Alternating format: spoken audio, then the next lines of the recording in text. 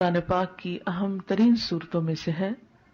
اسے ہر جمعہ پڑھنے کی تاکید ہے. جو شخص اسے ہر جمعہ کے روز پڑھے اس کے بارے میں نبی صلی اللہ علیہ وسلم نے فرمایا کہ جو جمعہ کے دن اس کی تلاوت کرے گا تو آئندہ جمعے تک اس کے لیے ایک خاص نور کی روشنی رہے گی، یعنی اللہ تعالیٰ اسے اپنی طرف سے ایک خاص روشنی عطا کریں گے.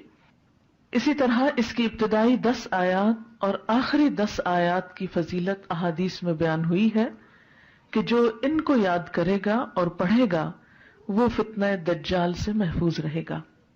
تو اس کے لیے ہم یہ کر سکتے ہیں کہ ابتدائی 10 آیات کو بھی زبانی یاد کر لیا جائے اور آخری کو بھی. تو دن کی کسی نماز میں اگر ان کو پڑھ لیا جائے تو اس طرح انشاءاللہ وہ فضیلت جو اس کی حاصل ہو سکتی ہے وہ ہو جائے گی.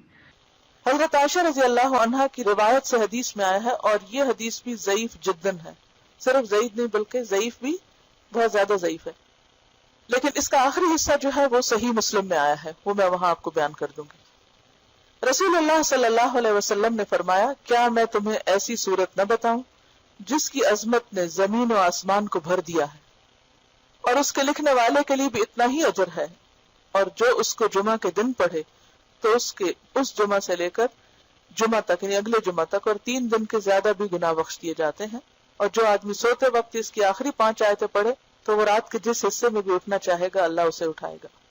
تو لوگوں نے کہا ہاں اللہ کے رسول صلی اللہ علیہ وسلم ضرور بتائیے، تو آپ نے فرمایا سورت کہف.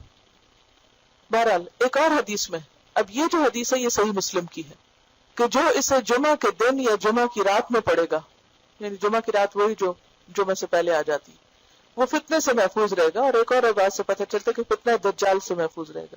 اور اس کی جو پہلی 10 آیتوں سے متعلق حدیث ہے وہ بھی صحیح ہے کہ جو شخص اس کی پہلی 10 آیتیں پڑھے گا، یاد کرے گا، وہ فتنہ دجال سے محفوظ رہے گا. اسی طرح اس کے پڑھنے سے گھر میں سکینت اور برکت نازل ہوتی ہے. ایک مرتبہ ایک صحابی نے سورہ کہف پڑھی.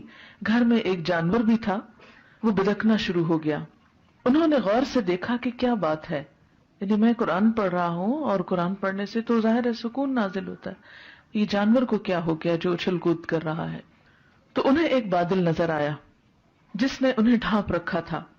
صحابی نے اس واقعے کا ذکر حضور اکرم صلی اللہ علیہ وسلم سے کیا تو آپ صلی اللہ علیہ وسلم نے فرمایا، اسے پڑھا کرو، قرآن پڑھتے وقت سکینت نازل ہوتی ہے. ہمارے گھرانوں میں سکون کیوں نہیں رہا؟ اس میں بہت سی وجوہات میں سے ایک وجہ یہ بھی ہے کہ میوزک کی آوازیں تو دن رات بلند ہوتی ہیں لیکن قرآن کی تلاوت کی آواز کم ہی سنائی دیتی ہے.